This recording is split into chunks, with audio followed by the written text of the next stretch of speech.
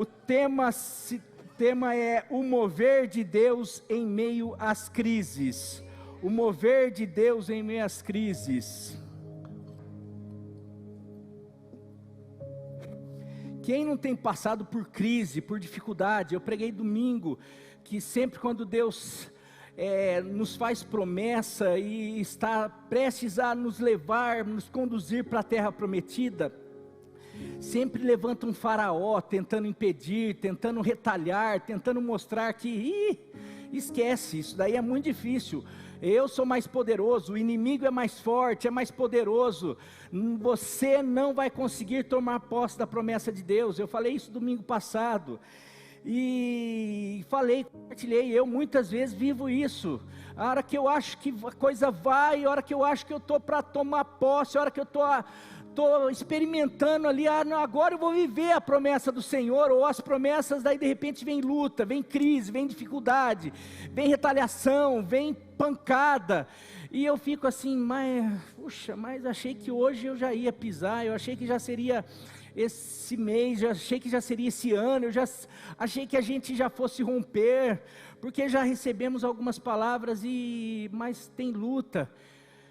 E é assim a vida do cristão, meu querido. Jesus falou: no mundo vocês vão ter aflições, mas tende bom ânimo, porque eu passei por aflições, mas eu venci o mundo, e assim como eu venci, eu faço vocês mais do que vencedores. Em mim, em Jesus, nós somos mais do que vencedores. Então, nós vamos passar por crises, nós vamos passar por dificuldades, nós vamos nos sentir cercados, nós vamos passar por cercos na vida, mas eu quero dizer que o Senhor é poderoso para nos fazer avançar, para nos fazer ir além e para nos fazer mais que vencedor, amém? Então, se você tem vivido crise, se você tem se sentido afrontado, ou se você tem se sentido cercado, e não de agora, mas às vezes de muito tempo, você vai entender porque Deus te trouxe aqui, ou porque Deus está te trazendo aqui. É porque Ele quer te ver livre, quer libertar você, quer realmente mudar a tua estação, virar a chave na tua história. Você crê nisso daí? Eu queria, para começar, o texto, nós vamos começar a ler, segundo livro de Reis, segundo Reis, capítulo 6, versículo 24 e 29. Antes um pouquinho da história, até Salomão, existia o reino de Israel, que foi conduzido por primeiro rei Saul, depois Davi, daí depois Salomão, mas era um reino só, não era um reino dividido ainda, era todo o povo de Israel que se submetia a um governante, a um rei que era o representante de Deus. No caso, Saul, que falhou, que errou, que pecou e não se arrependeu, daí Deus levanta Davi, e logo em seguida levanta Salomão, seu filho. Porém, logo após de Salomão, mais ou menos no ano 930 a.C., o reino de Israel foi dividido, passou a serem dois reinos, com governos distintos, chamado Reino do Sul, conhecido como Judá. Toda vez os profetas ali, os livros do Antigo Testamento, a partir do ano 930, o Reino do Sul, conhecido como Judá, foram as duas tribos, porque eram 12 tribos, 2 tribos ficam com o Reino do Sul, onde a capital era Jerusalém. Esse reino, passaram-se por eles 20 reis, apenas 6 reis bons, que representaram o próprio Deus, que fizeram o que o Senhor aprovava, que tentava levar o povo de volta ao Senhor, a fidelidade a Deus. Mas o reino do norte, foram 10 tribos que se bandearam para o reino do norte, chamado Reino de Israel, onde a capital é Samaria. Esse reino também teve 20 reis, mas desse 20 reis, nenhum foi bom. O reino do norte foi conhecido pela imoralidade, pela rebeldia, pela idolatria. Essas 10 tribos, para a gente perceber que a maioria nem sempre tem razão. As 10 tribos, eles escolheram não o reinado que estaria sobre a descendência de Davi. Eles escolheram outro, a descendência humana. Eles se rebelaram e escolheram uma descendência humana. Por conta disso, todos os seus líderes, todos os seus reis foram infiéis. O ápice disso foi com Acabe, Jezabel, que o reino foi caindo de uma maneira, e daí a gente vê um reino dividido não subsiste. Aquele reino de Israel que tinha uma promessa de que esse reino conquistaria tudo, e com Davi chegou a conquistar, ganhar, não tinha inimigo que amedrontasse o reino de Israel, ou o povo de Deus. Mas de repente esse povo de Deus se divide, se rebela, vira as costas para o Senhor, começa a adorar outros deuses, e daí começa a coisa ir abaixo. E em pouco tempo, esse reino, principalmente o reino do norte, em 726, ele é invadido ali, na verdade ele é cercado pelo Império Assírio. 726, o rei da Síria faz um cerco ali. Então, pouco tempo. E naquela época, até muito tempo, como que se conquistava uma nação, uma cidade? Porque as cidades eram fortificadas, tinham muralhas. Então o que acontecia? Um inimigo, eles cercavam a cidade, traziam um exército muito poderoso, se tivesse condição, traziam todo o recurso, trazia água, trazia comida, trazia riqueza, e ali ficava, impedindo o quê? Que passasse comida para aquela cidade, tentando impedir a subsistência, água, negociação, para que os habitantes daquela nação, daquela cidade, começassem a passar de fome, começasse a não ter recurso. Ah, não, aqui ninguém entra aqui. Porém, chega uma hora que a gente precisa sair, porque aqui não tem mais comida, não tem mais água, não tem mais recurso. Só que se a gente sair, o que acontece? Tem um exército imenso e poderoso lá. E é nesse momento que a gente vai ler um texto, mas nesse momento, esse cerco dura mais ou menos 5 anos, 6 anos. E esse texto que eu vou ler é por volta do 3º ano, mais ou menos. Não demora-se mais 3 anos, 2 anos mais ou menos, para o rei da Síria conquistar, porque Deus ainda se levantava em misericórdia para socorrer o povo, como nós vamos ver. Mas olha o estágio onde se encontrava. Então esse texto está falando sobre o reino do norte, que se encontrava num cerco absurdo, onde a cidade estava uma calamidade absurda, com fome, desesperado, sem recurso, sem água, sem comida, sem riqueza, sem estrutura nenhuma. E daí vem esse texto, 2 Reis 6, 24 a 26. Algum tempo depois, porém, Ben-Hadad, rei da Síria, reuniu todo o seu exército, era o exército mais poderoso da época, e cercou Samaria, a capital do reino do norte.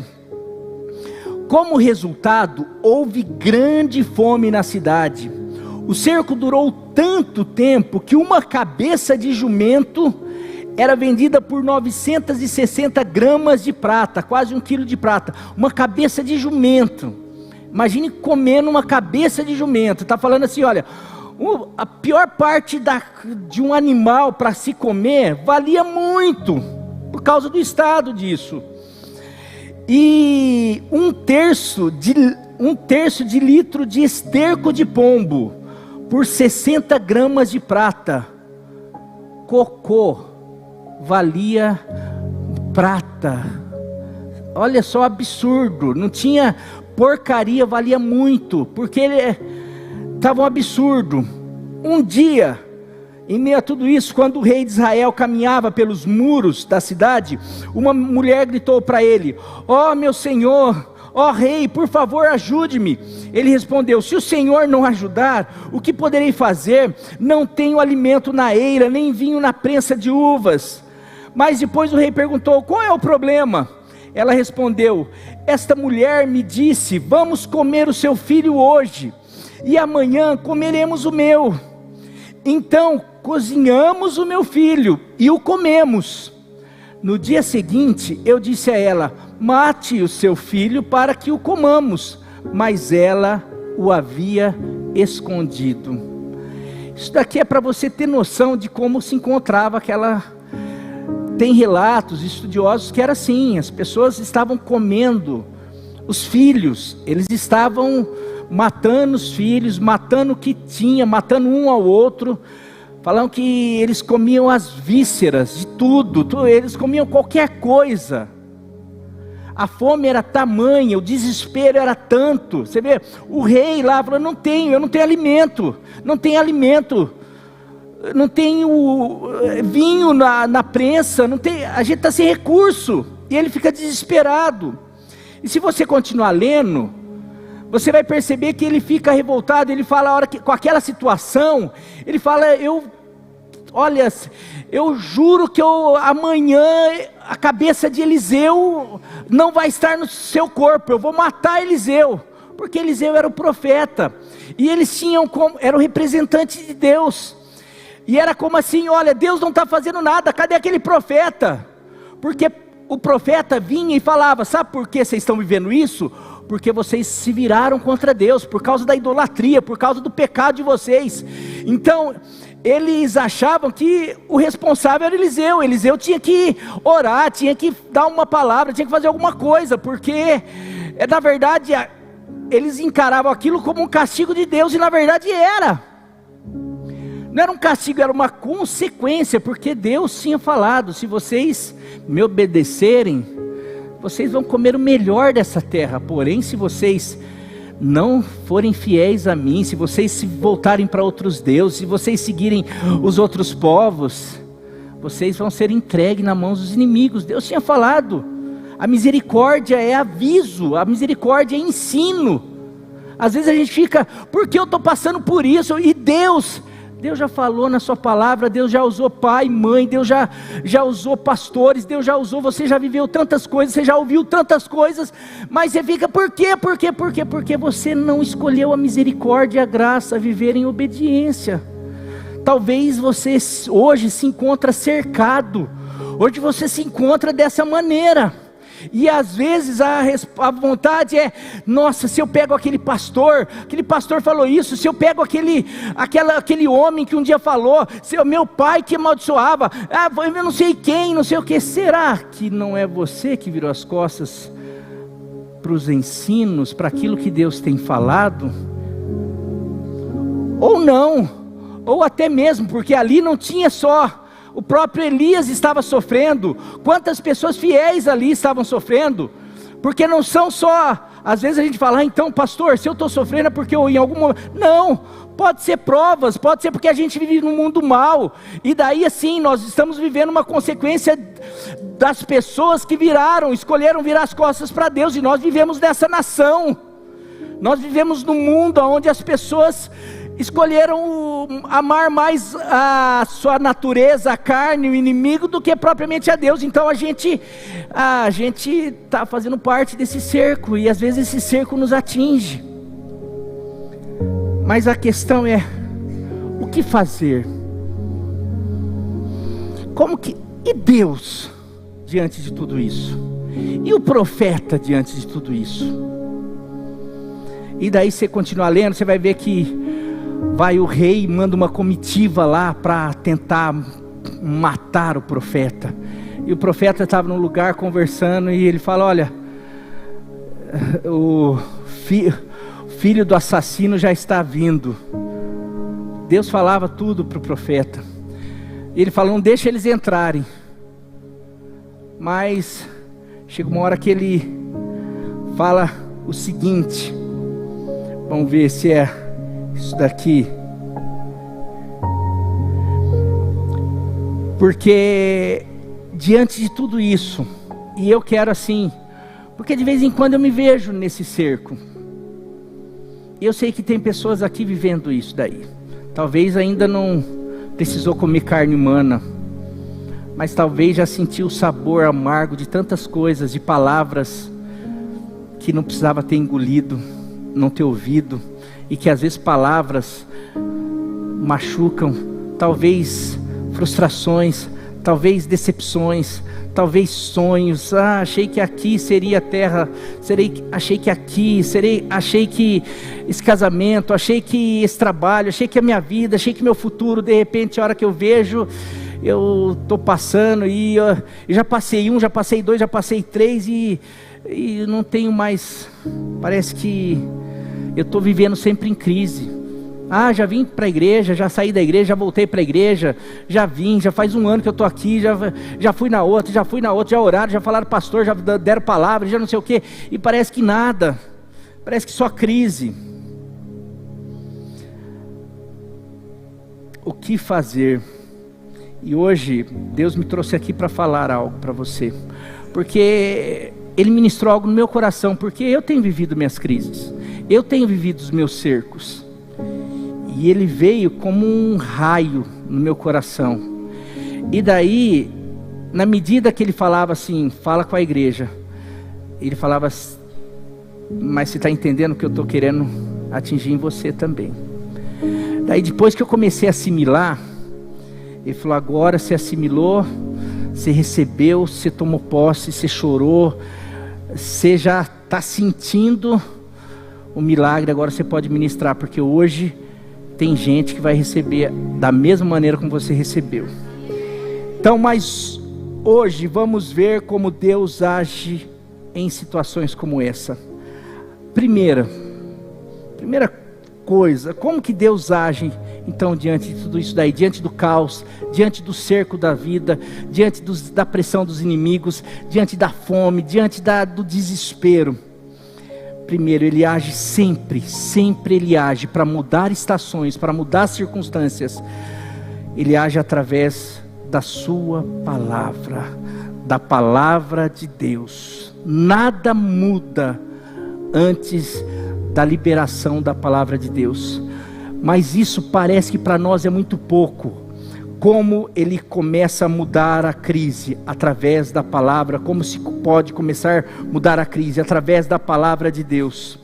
2 Reis capítulo 7, versículo 1 e 2, quando Eliseu se depara com o rei, fala assim, olha, rei, Eliseu respondeu, ouçam a palavra do Senhor, ouçam a palavra do Senhor, porque vocês deixaram de ouvir. Sabe por que vocês estão passando por tudo isso? Porque vocês deixaram de ouvir. Mas vocês querem viver algo, você quer viver um milagre? Você quer ver a situação mudar de uma hora para outra? Ouça a palavra do Senhor. E Deus me trouxe tanta palavra do Senhor, já ministrada a mim, já ministrada aqui nessa igreja, já ministrada para você. Falou, Marinho, a hora que você falar, só nessa conferência, daí você vai para as outras conferências, não, daí você esquece as conferências, lembre dos cultos, lembre das células, lembre das conversas, lembre já de palavras recebidas, ouça a palavra do Senhor. E às vezes a gente ouve a palavra do Senhor e fica assim, tá, e aí? Porque é muito, a palavra do Senhor parece que a gente não pega, ela é abstrata, ela não é concreta, gente, parece que se não tiver nada concreto, se não tiver uma arma, se não tiver uma luz, se não tiver uma mudança que eu possa enxergar com os meus sentidos, a palavra do Senhor parece que não pode mudar. Mas eu quero dizer que a palavra do Senhor é mais real do que qualquer coisa que eu e você possamos ver, é mais real do que qualquer coisa que eu e você possamos pegar, apalpar. Ele diz, Eliseu respondeu: ouça a palavra do Senhor, assim diz o Senhor, amanhã por volta dessa hora, na porta de Samaria, tanto uma medida de farinha, como 2 medidas de cevada, serão vendidas por 1 peça de prata. Ele está falando, amanhã por volta de 1 hora dessa, mesma hora, do jeito que está hoje, quanto que é? Uma cabeça de jumenta vale 1 quilo de prata. Não, você não está entendendo. Amanhã por volta disso, alimento de verdade, farinha e cevada, vai valer 1 grama de prata. Sabe, vai mudar a situação. Mas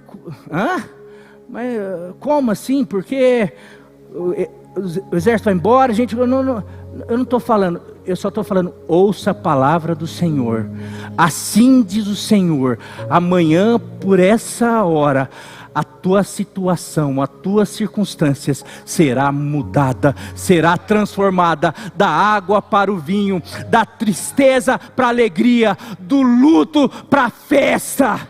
A palavra do Senhor diz isso. Amanhã por essas voltas serão vendidas por 1 peça de prata. O oficial em cujo braço o rei estava se apoiando, disse ao homem de Deus: ainda que o Senhor abrisse as comportas do céu, será que isso poderia acontecer? A pessoa que está do lado, o braço direito do rei, fala assim: o que você está falando?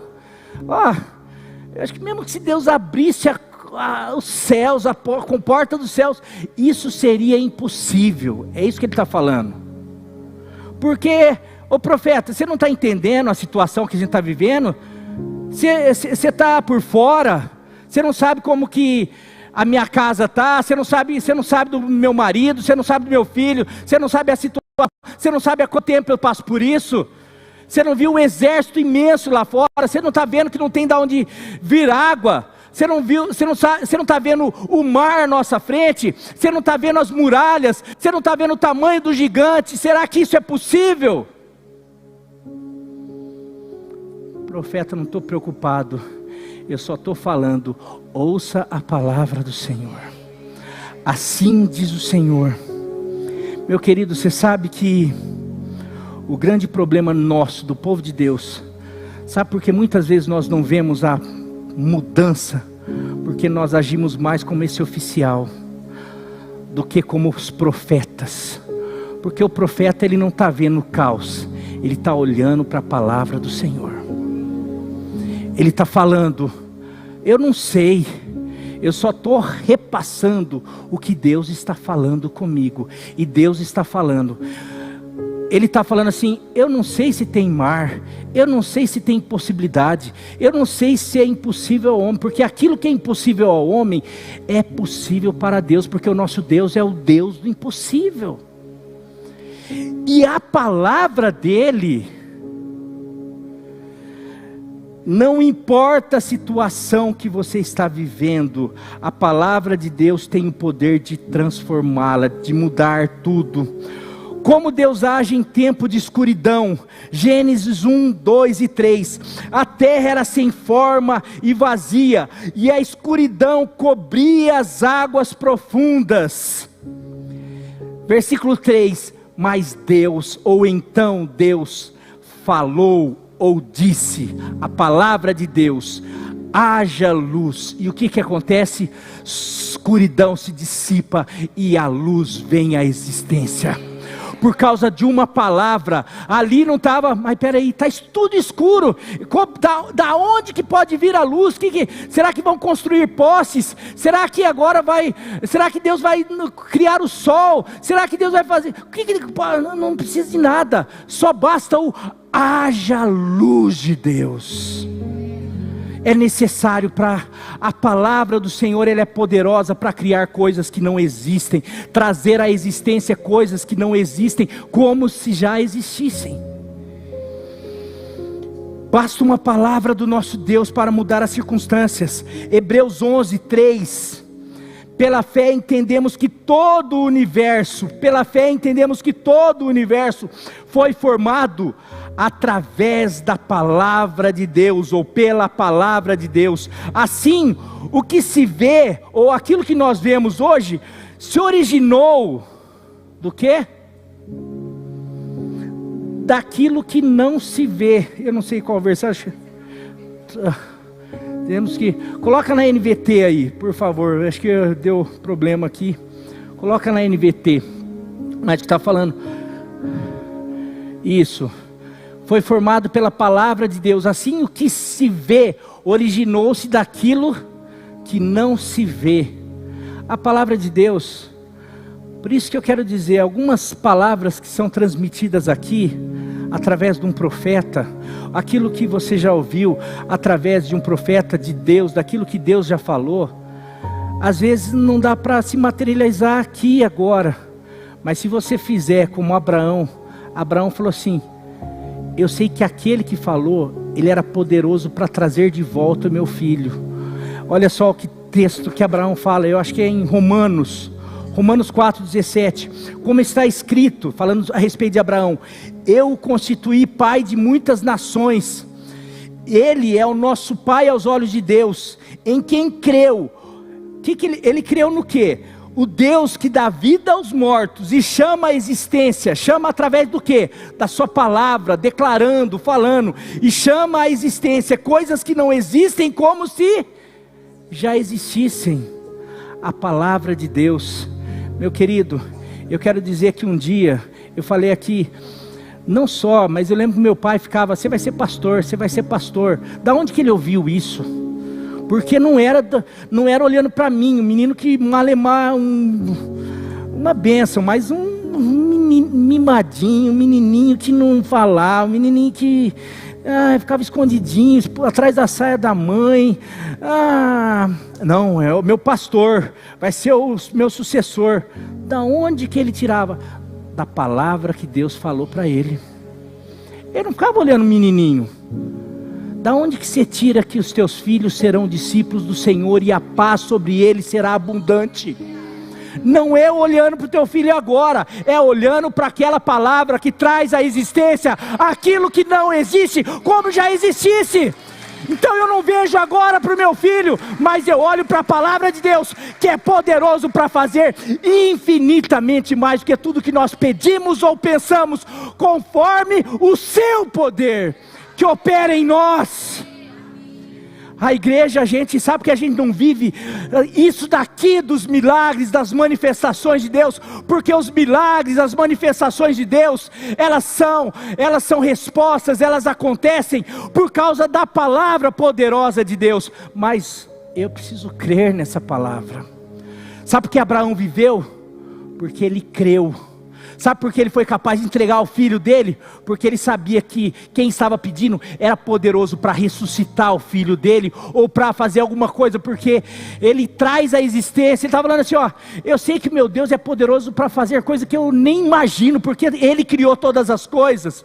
Por isso que é a minha confiança na mudança, na transformação, da onde que eu vou sair desse cerco, quando que vai acabar, como que vai acabar essa crise, aonde que será que está o meu socorro? Por isso que o salmista fala, eu elevo os meus olhos para os montes e pergunto de onde me virá o socorro. Ele não fala que meu socorro vem do governo, o socorro vem do exército, o socorro vem de pessoas poderosas, o socorro vem do dinheiro, não. Ele fala, o meu socorro vem do Senhor que fez os céus e a terra. Ele está falando que o meu socorro vem daquele que tem o poder, que em uma palavra, basta uma palavra, ele pode mudar todas as coisas. Aleluia, glória a Deus. E o Senhor me trouxe aqui nessa noite para falar, para declarar. Tem muita gente que está vivendo um cerco, e amanhã a essas horas você vai viver o teu milagre. Mas, aleluia, hoje Deus está querendo fazer algo tão extraordinário, para que a gente volte a crer, porque Ele fez um adendo aqui. Marinho, leia o versículo 2, está tudo muito gostoso, poderoso, mas veja o versículo 2, O oficial em cujo braço o rei estava se apoiando disse ao homem de Deus: ainda que o Senhor abrisse as comportas do céu, será que isso poderia acontecer? Eliseu o advertiu: você o verá com os seus próprios olhos, mas não comerá coisa alguma. Meu querido, nós estamos para viver coisas extraordinárias. Eu estou falando isso porque, se você, daí você pode falar assim: Maria, você está falando isso por quê? Deus tem falado através de vários profetas, através de vários homens de Deus, a começar do pastor Mário, a começar de todos que já passaram por aqui, que você conhece, quantos pastores que vêm aqui e declaram palavras sobre o que Deus quer fazer aqui, nessa igreja, na vida. Você pode fazer, não sei como que você tem agido diante dessas palavras. Eu não sei se você olha e fala assim: não sei, será aqui em Pirajuí, uma cidade pequena, será que é nessa igreja? Será que é aqui? Será que é esse pastor? Ele nem usa terno. Será que é nessa igreja que às vezes tem um monte de problema, falha? Será que eu acho que nem se Deus, porque aqui, será que aqui a gente pode? Eu passo em alguns lugares, eu fico vendo coisas grandiosas. Eu sou um sonhador e de vez em quando eu entro em crise e eu paro de sonhar. E o Senhor falou assim: você está parecendo esse servo aqui. Você está esquecendo, você está colocando mais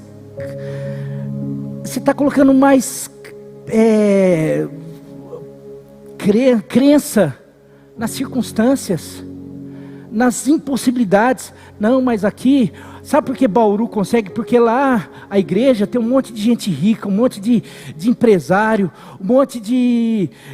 lá em Marília, nessas cidades grandes, sabe por que essas igrejas conseguem construir realmente centros incríveis? Sabe por que essas igrejas têm chácara para adolescentes? Sabe por que porque lá tem muita gente rica. Então, Marinho, você está confiando nas pessoas. A tua confiança está nas pessoas, está no dinheiro. Então, a hora que você começar a depositar a tua confiança na minha palavra, talvez você veja, enquanto nós não acreditarmos na palavra de Deus como algo concreto, estabelecido, determinado, talvez a gente possa ver os outros comendo e a gente ficar vendo, apenas vendo, e não comer, porque simplesmente nós achamos muito difícil. Porque esse oficial era um soldado, ele estava extremamente consciente, era uma pessoa: será? Da onde que pode vir o socorro? E às vezes é isso. Sabe por que a gente não acredita? Porque você está olhando para o teu marido. Sabe por que a gente não acredita? Porque você está olhando para o teu pai, para o teu filho. Você está olhando... Sabe por que a gente acha... não, porque eu estou esperando meu patrão. Eu estou esperando no governo. Eu estou esperando no Brasil. Eu estou esperando a gente fica esperando em coisas que a gente... E eu quero dizer que Deus não precisa de nada palpável, de nada humano.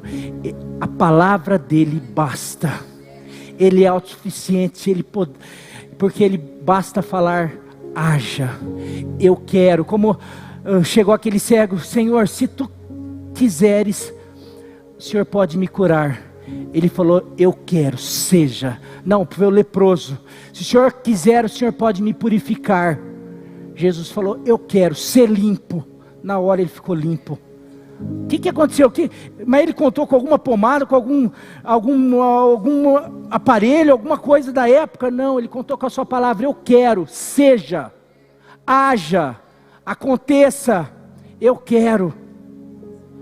E eu quero dizer que o Senhor quer, porque Ele tem trazido pessoas aqui, e Ele tem falado, Ele quer trazer um novo tempo, Ele quer trazer um vinho novo para essa igreja, Ele quer começar a operar maravilhas e sinais aqui no nosso meio. Porém, nós precisamos pegar a palavra dEle e falar assim: cadê os meus conceitos, cadê o que eu acho, o que eu penso, cadê talvez se continuar como esse oficial, você vai ver essa igreja vivendo, e você não vai viver. Mas eu quero te convidar a viver. Só vou mais um ponto, eu vou continuar essa palavra domingo que vem, porque porque tem uns 4, 5 pontos maravilhosos, mas eu vou terminar no último ponto aqui. Mas como Deus age em meio às crises? Primeiro, pela sua palavra. Segundo, com as improbabilidades humanas. Eu já estou falando. Você sabe qual é o problema? A gente não acredita na palavra porque a gente fica esperando isso daí. A gente fica esperando aquele primo rico, a gente fica esperando aquela herança, a gente fica esperando ganhar na Mega Sena, a gente fica ganhando na Mega Sena da virada, a gente fica esperando alguma coisa palpável. Abra em 2 Reis 7, capítulo 7, versículo 3 a 7. Eu só vou ler a primeira parte, só o versículo 3. Daí depois a gente continua domingo que vem. Havia 4 leprosos junto à porta da cidade. Havia 4 leprosos. Não eram soldados, não era um exército, não era alguém que, se alguém pudesse, se tivesse uma aposta ali naquela cidade, da onde vão surgir, da onde vai surgir os recursos, o que vai acontecer se alguém saísse lá crendo? O profeta falou, eu creio na palavra do profeta, então amanhã eu tenho certeza que vai acontecer isso daí, mas como que Deus vai fazer? Uns iam falar assim, acho que Deus vai levantar um líder das tribos, acho que Deus vai, não, você lembra aquele homem que ora lá na igreja, 24 horas, sabe aquele adorador, você sabe aquele, eu acho que é o pastor, eu acho que é o pastor, eu acho que é fulano, não, eu acho que vai ser o exército, vai ser, acho que os 300, vai ser, não dá para imaginar de onde que vem. Deus cada vez faz de uma maneira, de um jeito, uma hora, é justamente para a gente não ficar, para depender exclusivamente dele, não achar que não, da onde que vem? Não vem, porque nós somos apenas instrumentos, quer seja Davi, quer seja os leprosos, quer seja os 300, quer seja Paulo, quer seja Pedro, quer seja Apolo, quer seja qualquer um, nós somos apenas vasos de barro, para que a glória, o poder dele, da palavra dele, das promessas dele, flua através de vasos de barro. Da onde que vem? Diga, 4 leprosos. 4 leprosos, que não estavam nem dentro da cidade, eles estavam fora, porque a lepra era uma condenação, eles não podiam se misturar, eles estavam fora, ali. Se os inimigos quisessem matá-lo, já teria matado, eles estavam ali, então eles não podiam entrar para comer. Quantas vezes eles passaram fome, mesmo a cidade tendo eles ali, está ali. Isso é para mostrar que quando Deus quer fazer, Ele não precisa, como eu falei, Ele não precisa do teu patrão. Você está pastor, vai ser impossível um dia eu viver com aquele patrão. Vai ser impossível um dia eu viver, porque eu precisaria que aquele advogado, Deus usa tudo, mas não fique, dependa unicamente, exclusivamente da palavra de Deus, das promessas de Deus, e deixe que Ele se encarregue de como Ele vai fazer. 4 leprosos, improváveis, e daí eu fico, como Deus gosta de improváveis, como Deus, Ele surpreende a gente, usando pessoas, que às vezes tem que ser o pastor, tem que ser o ungidão, tem que ser, eu acho que a minha cura, eu acho que eu gosto de, às vezes a tua mudança está através de leprosos, de uma serva, de uma empregada, como foi ali de Naamã, através de uma palavra de uma empregada, de uma funcionária, através de pessoas, mas que fizeram o que esses leprosos fizeram.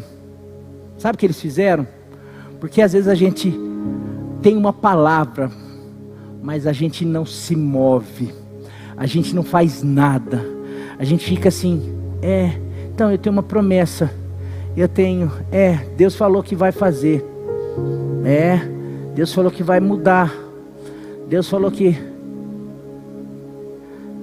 e você não se move, você não sai do lugar, você continua parado. Sabe o que esses 4 leprosos fizeram? Eles tiveram atitude, porque Deus manda a palavra, a gente precisa crer, mas a gente precisa também ter atitude. Não dá para a gente ficar parado. Eu creio, porque o que mostra que a gente crê são as nossas atitudes. Você vai perceber isso quando aqueles 4 amigos do paralítico levam eles e percebe, puxa, não dá para entrar por aqui, tem uma multidão, vamos tentar por lá, porque a gente tem certeza que se a gente colocar ele diante de Jesus, Jesus vai curá-lo. Nós temos tamanha fé que nós levamos, trouxemos, carregamos, fizemos. Não, mas agora não dá. Puxa, você viu, né? Nós tentamos. Não vamos parar aqui não. Vamos continuar, mas o que a gente vai fazer? Vamos subir lá, vamos fazer. Traz aqui. Puxa, mas é aqui, agora não. Como que a gente vai?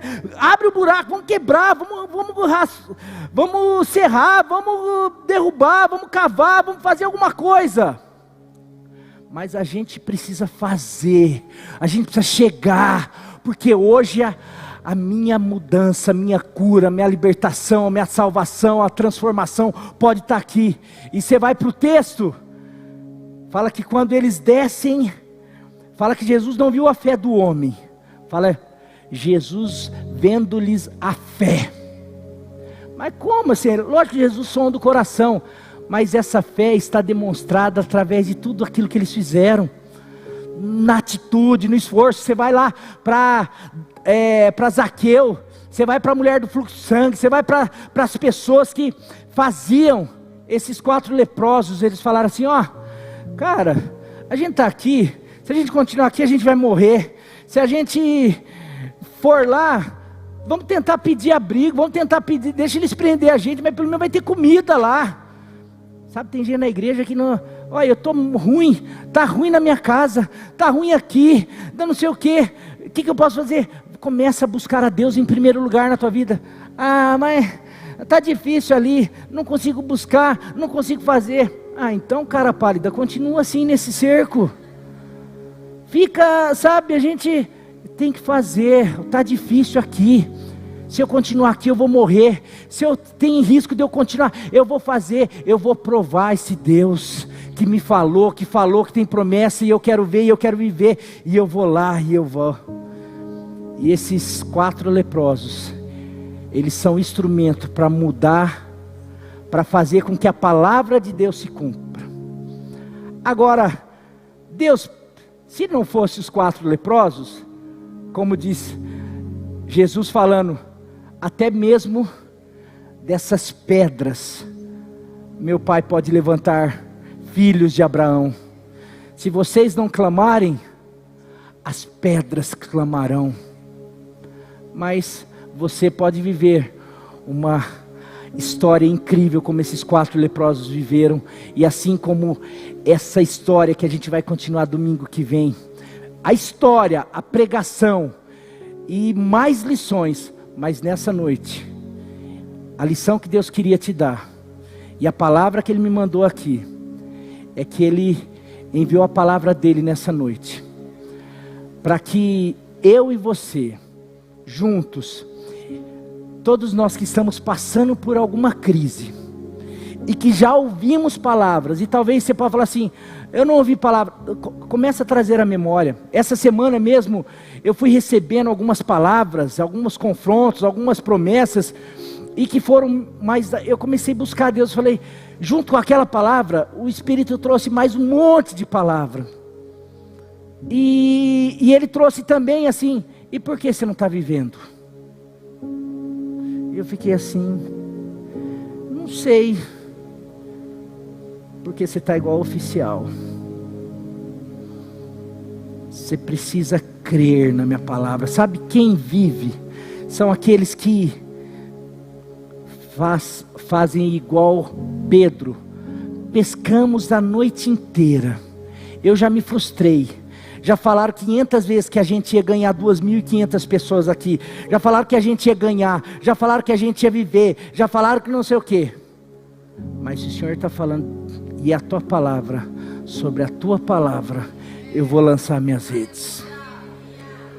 não é sobre o mar, não é sobre o lugar, não é sobre a estratégia, é sobre a tua palavra que é poderosa, é sobre a tua palavra que cria coisa que, talvez aquele mar não tinha peixe nenhum, mas quando Jesus falou, lança ali, ele falou assim, peixinhos, vamos lá, surgindo, surgiu o peixe ali.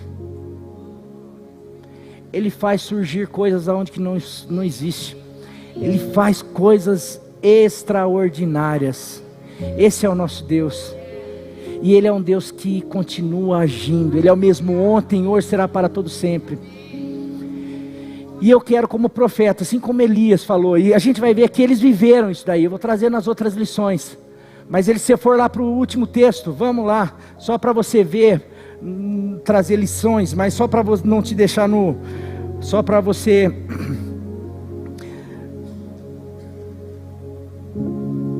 Segunda Reis 7, 18 a 20, por favor. Aconteceu conforme o homem de Deus dissera ao rei: amanhã por volta dessa hora na porta de Samaria, tanto uma medida de farinha como 2 medidas de cevada serão vendidas por 1 peça de prata. Aconteceu conforme o homem de Deus dissera ao rei. Aconteceu conforme a palavra de Deus. O homem de Deus aqui, o oficial tinha contestado ao homem de Deus, perguntando: ainda que o Senhor abrisse as comportas do céu, será que isso poderia acontecer?